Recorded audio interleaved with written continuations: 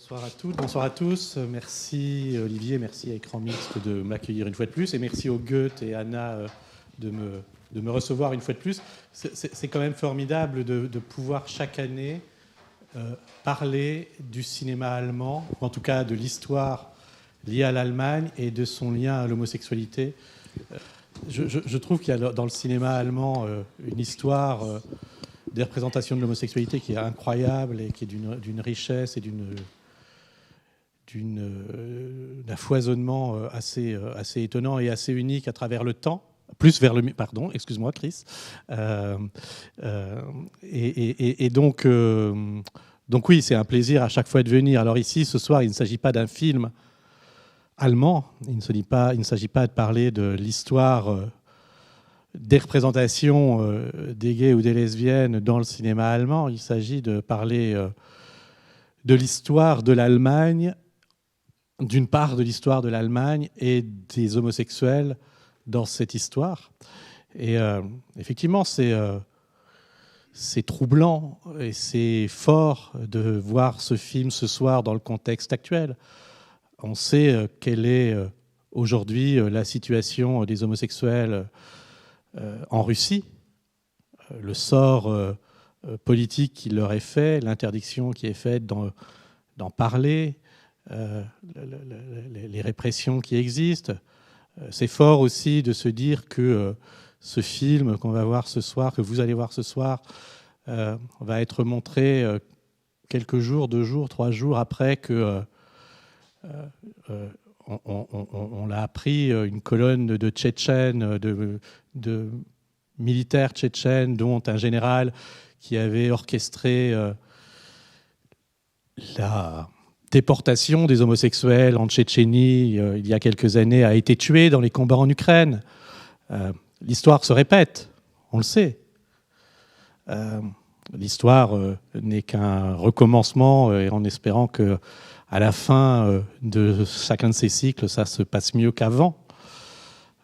Mais oui, finalement, le film que vous allez voir ce soir, ce paragraphe 175, donc comme le disait Anna, n'a été aboli qu'en 1994. C'est une histoire qui est encore très contemporaine. Cette histoire de la répression, la pénalisation, de la criminalisation des minorités, et en l'occurrence de la minorité homosexuelle. Qu'est-ce que c'est Je ne vais pas tant parler du film que ça, parce que le film parle de lui-même. Vous allez voir, c'est un documentaire très linéaire dans sa forme, qui suit les travaux d'un historien et qui va récolter la parole de 6 rescapés, 5 hommes et une femme, des camps nazis, de la déportation, de la répression dont ils ont pu être victimes pendant les années du nazisme et les années de la guerre, entrecoupés ou enrichis d'archives, enrichis de commentaires historiques qui replacent les choses dans le contexte de l'époque. C'est un film très puissant, très fort, mais qui rappelle aussi, en plus de tout ce que je disais, cette histoire qui n'en finit pas de se reproduire sous une forme ou sous une autre, qui rappelle aussi que cette histoire, et c'est la force de ce film, c'est sans doute la raison d'être de ce film, et j'y reviendrai, la raison d'être du travail des 2 réalisateurs de ce film, Rob Epstein et Jeffrey Friedman, c'est de mettre au jour une histoire jamais racontée. Une histoire passée sous silence pendant des années. On a l'impression aujourd'hui, sans doute, les plus jeunes générations, que les choses ont toujours été reconnues. Mais souvenons-nous que dans les années 70, 80, 90 même, en France, quand des associations gays voulaient aller déposer une gerbe lors des journées de commémoration de la déportation, elles étaient exclues des cortèges, leurs gerbes détruites. Bon, ce n'est pas si vieux. Donc, c'est une histoire qui n'existait pas, qui n'avait pas de reconnaissance officielle, de reconnaissance légale, qui n'avait pas... Et la force de ce film et de quelques autres œuvres, mais très peu finalement, c'est de remettre au jour cette histoire, c'est de donner la parole à des gens qui ont vécu ça et qui sont aujourd'hui, je sais, le film a 20 ans, tous sont morts. Il était temps de recueillir leurs paroles, de recueillir leurs témoignages, de dire cette histoire qui n'était pas dite. Qu'est-ce que c'est les œuvres qui parlent de cette histoire de la répression des gays ou des lesbiennes dans l'Allemagne nazie? C'est presque rien. C'est la pièce puis le film de Martin Sherman, Bent, qui raconte ça. C'est Paragraphe 175. C'est un téléfilm français qui s'appelle Un amour à terre, dans les années 2000. Et puis,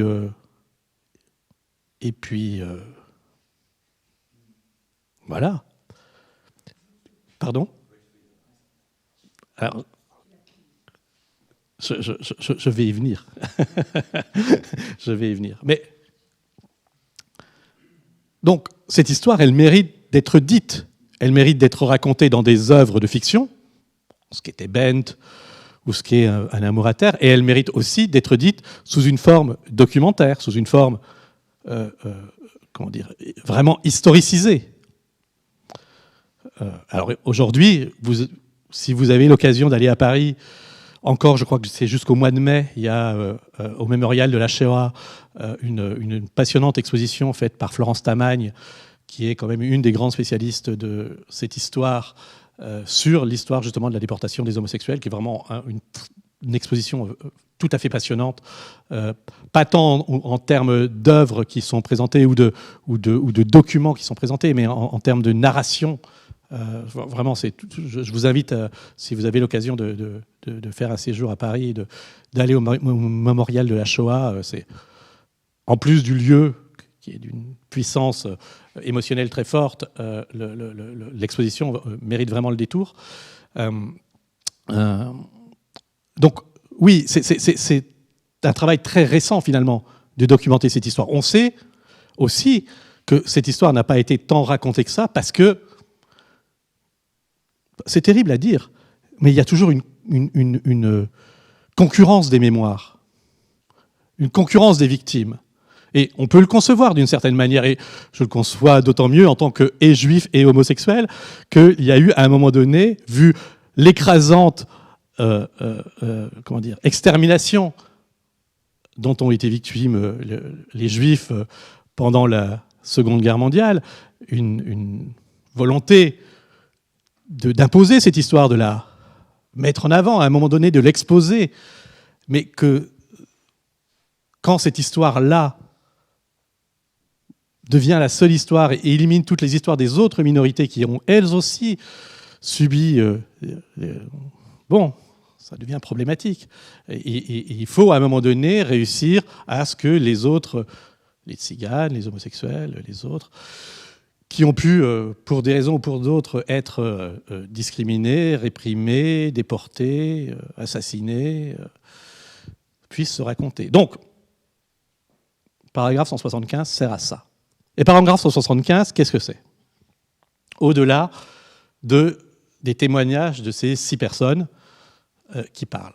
Le paragraphe 175, c'est un paragraphe du Code pénal allemand qui n'a pas été du tout institué par les nazis. C'est raconté dans le film, donc je ne vais pas vous le faire de façon très longue, mais qui a été institué du temps de l'Empire allemand, en 1871, et qui est une loi qui criminalise l'homosexualité, qui rend les homosexuels victimes très facilement de chantage, puisque s'ils sont, même adultes consentants, même dans le cadre privé, s'ils sont reconnus comme homosexuels, ils sont emprisonnés. Voilà. Et c'est une loi, donc, qui est très antérieure au nazisme, qui ne va jamais être abolie jusqu'en 1994. Donc, plus de 120 ans d'existence de cette loi. Pendant l'Empire allemand, puis pendant la Première Guerre mondiale, il y a un grand nombre d'arrestations un nombre un peu plus limité de condamnations, mais enfin, ça reste des condamnations à quelques mois, quelques années de prison. Quand les nazis arrivent au pouvoir, un des premiers actes qu'ils font, c'est d'abord de détruire l'Institut de sexologie qu'avait créé Magnus Hirschfeld à la fin du XIXe siècle à Berlin, et qui était devenu, au fil du temps, une sorte de lieu refuge pour les homosexuels, travestis, prostituées berlinois, et qui était une sorte de phalanstère idéal dans lequel les minorités pouvaient trouver leur place et exister.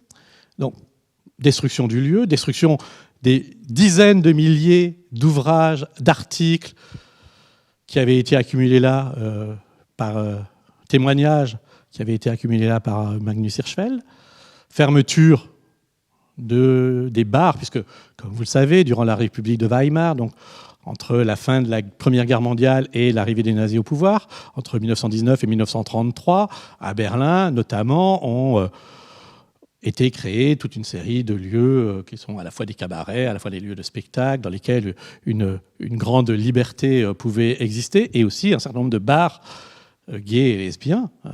Et donc, là aussi, ce sont très vite des victimes, je crois que dès le mois d'avril ou mai 1933, c'est-à-dire 3 à 4 mois après l'arrivée d'Hitler au pouvoir, ces lieux sont fermés. Et leurs propriétaires, évidemment, arrêtés. Quelques mois après, le chef des SA, Ernst Röhm, pourtant proche d'Hitler, et par ailleurs homosexuel lui-même, est assassiné comme toute une série de membres de DSA qui sont exterminés, et notamment en raison de l'homosexualité de ces membres. Donc, c'est un régime très oppressif, enfin, on s'en doute. Et en 1935, le régime nazi décide de durcir le paragraphe 175. Et ce paragraphe 175 va être celui qui va être, pendant la guerre, utilisé pour arrêter, déporter des homosexuels et leur imposer ce qu'on appellera le triangle rose, puisque vous savez, dans les camps, il y avait toute une série de signes brodés sur les vêtements, cousus plutôt que brodés d'ailleurs, sur les vêtements. Brodé, c'était un petit peu joli comme mot.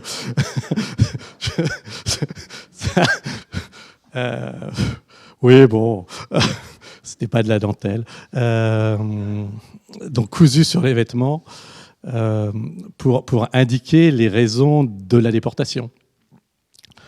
Ce qui est intéressant, c'est de voir que, comme cette catégorie des triangles roses n'a jamais vraiment été reconnue, leur nombre n'a jamais été véritablement établi, ce qui a nourri toute une série de fantasmes.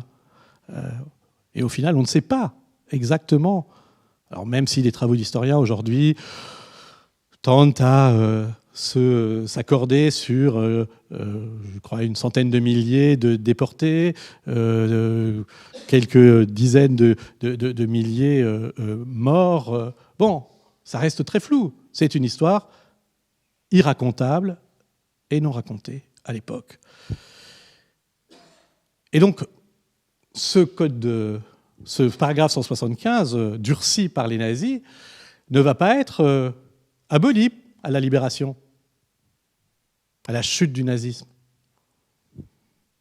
Et comme le disait Olivier, il y a un film très récent, que vous avez peut-être vu, qui raconte ça.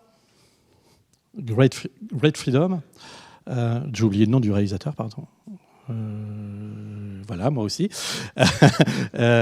qui raconte cette histoire, qui raconte que dans l'après-guerre, et avec la complicité notamment ou en tout cas la bienveillance des alliés qui occupent l'Allemagne, qui se partagent l'Allemagne, qui aide l'Allemagne à se reconstruire, ce paragraphe 175 reste dans le code pénal allemand et reste...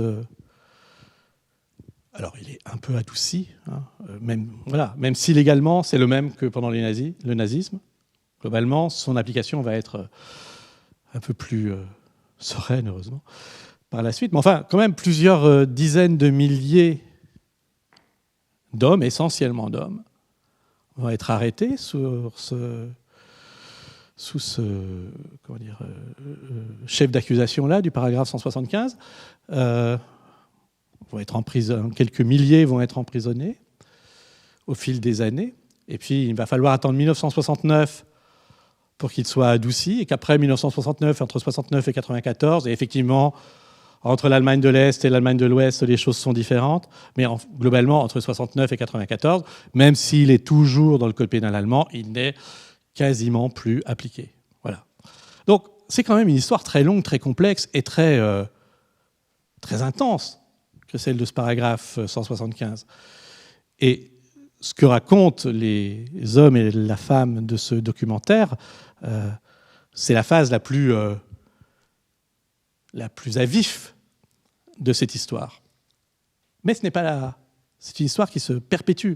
Et je vais vraiment pas du tout revenir sur le documentaire. Vous allez voir l'émotion incroyable qui sourd des témoignages. Enfin, on voit bien que c'est pour eux, à la fois, ça renvoie à des souvenirs qui peuvent être ceux de leur jeunesse, donc des souvenirs qui ont une forme de joie par moment, mais aussi la puissance émotionnelle qui en sourd. Enfin, c'est vraiment un film très fort. Et je disais tout à l'heure que ce film, il sert à réveiller une mémoire, à redonner une visibilité à une histoire non écrite, non racontée, inexistante, invisibilisée, que sais-je. Les mots manquent parfois. Mais d'une certaine manière, c'est la continuation ou le prolongement ou le développement sur un point précis du travail des deux réalisateurs. Enfin, Epstein et Friedman, que ce soit ensemble ou que ce soit séparément, dans leur travail depuis la fin des années 70, leur but, c'est ça, c'est faire remonter l'histoire oubliée, invisibilisée, négligée, refoulée, niée, des homosexuels. C'est eux qui ont fait le premier documentaire consacré à Harvey Milk. Enfin, c'est Rob Epstein, là pour le coup, et Friedman n'avait que travaillé sur le scénario, consacré à Harvey Milk, qui lui avait valu un Oscar du meilleur documentaire dès un an après la mort de Milk. C'est eux qui ont fait un documentaire, lui aussi récompensé par un Oscar, sur les combattants de la lutte contre le sida en pleine année 80. C'est eux qui ont fait en 95 ce documentaire que vous avez peut-être vu parce qu'il a été pas mal montré à une époque en France et notamment sur Arte, qui s'appelle Celluloid Closet, qui mettait à jour les dessous crypto-gays dans le cinéma hollywoodien de la grande époque. Ils ont continué... Enfin, voilà, leur travail depuis 40 ans, c'est ça. C'est s'intéresser à cette histoire qui n'est pas ou peu racontée ou mal racontée, s'en emparer sous une forme documentaire et de faire rejaillir des témoignages, de faire rejaillir des images, de faire rejaillir une mémoire, des souvenirs... Et ce film-là, par sa force, par son unicité d'une certaine façon, est une forme d'acmé, d'apogée de leur travail, parce que sans doute que c'est celui qui à la fois répond au plus grand vide, essaie de remplir ce grand vide de cette histoire des homosexuels, de la déportation et de l'extermination des homosexuels pendant le Troisième Reich. Voilà, c'est un film plus que nécessaire. Voilà. Je vous souhaite une très bonne séance.